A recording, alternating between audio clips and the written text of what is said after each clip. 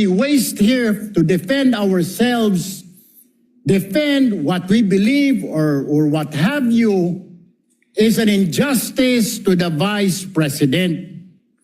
Yung oras po na ito dapat ilaan natin sa pakikinig sa depensa ng Vice Presidente, sa mga akusasyon laban sa Vice Presidente, hindi po pagdidepensa sa mga sarili natin kung tayo inaakusahan ng kung anong mga ahensya, kung tayo po ay may mga kaso, may mga investigasyon.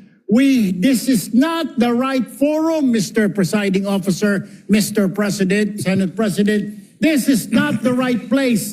This court was established, was created, the impeachment court, for the Vice President and Vice President only. This should be her time. This should be her forum, not our forum here na ilabas natin ang saloobin natin, mga sagot natin sa mga akusasyon, mga kaso laban sa atin.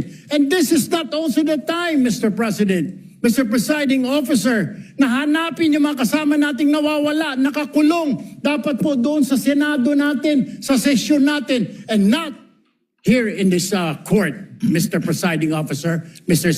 Senate President.